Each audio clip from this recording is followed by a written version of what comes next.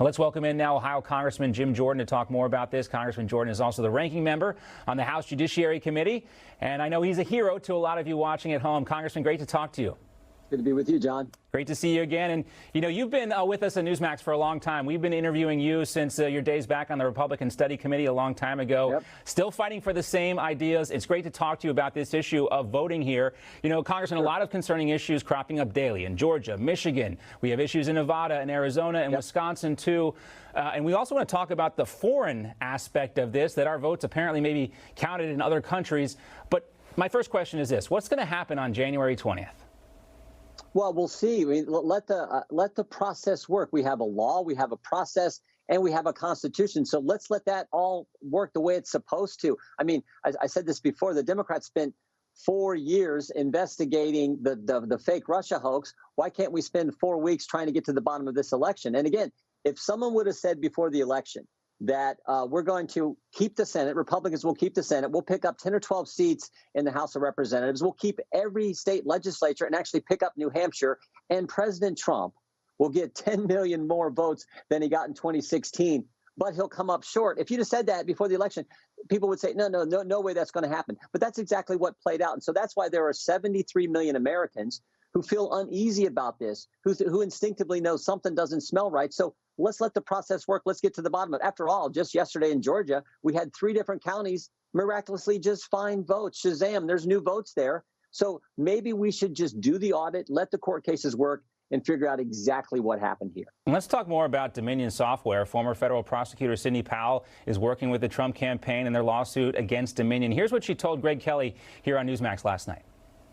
It's a foreign company, no matter how you look at it. So they've already violated the president's order against foreign interference in our elections. Our votes were actually eventually counted in Barcelona, Spain, or Frankfurt, Germany, on foreign servers. There are a lot of allegations about there against Dominion. And again, we're waiting for all this stuff to get sorted out. But I think most Americans have a big problem, Congressman, with the fact that a foreign company, Dominion, Canadian company, is so involved in our elections.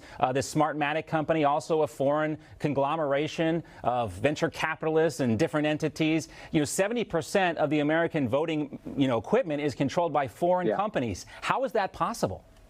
Well, I mean, remember, the first people to have a concern with Dominion, the concern with this system, were Democrats. Elizabeth Warren and other Senate Democrats sent a letter to the CEO of Dominion and saying, what's going on here? We got concerns about how you're going to conduct elections. We got concerns about the integrity of our election. So they were the first ones to look into this, to send a letter a year ago. So again, I come back to our point. We got 26 days until the Electoral College has to meet. There is plenty of time to figure out exactly what took place in this election process. Why don't we do that? More importantly, why doesn't Joe Biden and the Democrats want us to do that and want us to get to the bottom? All these years, we're looking to send a letter to Chairman Nadler and Chairwoman Maloney asking them, why aren't you guys investigating this? For goodness sake, that's what the Oversight Committee and the Judiciary Committee should be doing. So let's just let it all play out and get to the bottom of what exactly took place on November 3rd. Well, speaking of that, I got a question for you about the Steele dossier in just a second, but I want to focus on your home state of Ohio first, because President Trump appears to be encouraging a primary challenge to the governor there, Mike DeWine, in 2022. Here's what the president tweeted. Who will be running for governor in the great state of Ohio will be hotly contested. Now, of course, DeWine was the co-chair of the president's re-election committee campaign in Ohio. On Sunday, though, he did tell CNN that the president should start the transition process with Joe Biden. What's going on there in your home state with the governor and the president?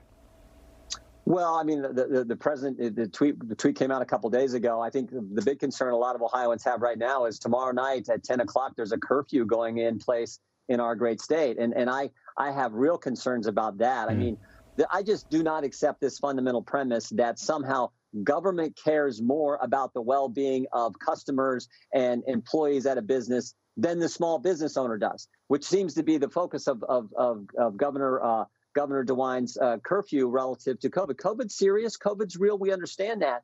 But I also understand a fundamental fact. The small business owner who is just now getting back on his or her feet after what they've been through over the last several months, to have a curfew placed on them, the restaurant owner out there. The restaurant owner cares more about the well-being of their customers and their employees than any bureaucrat, any health commissioner, any governor. And so that's what we got to keep in mind. And I'm very concerned about that fact. and what our governor is doing right now. Yeah, there are a lot of questions about that as well, and whether or not these are even legal. You look at some of them, they look like they're really hard to enforce as well. So the questions remain about what's going to happen with the shutdowns. That's a huge issue. I would just say this. Sure. I would just say this. The Attorney General put out a memo to all U.S. attorneys back in April at the start of this dealing with this coronavirus, put out a memo, and he said this in the memo: the Constitution is not suspended during a crisis. We have to remember that. Amen to that. And that's when it's most important, is during a crisis. So we need to remember that, and governors around our country need to remember that as well. Yeah, I heard a lawyer talking specifically about the one that was issued in Philadelphia and how there doesn't really seem to be any enforcement mechanism. So it's almost like a test. They're testing the limits of power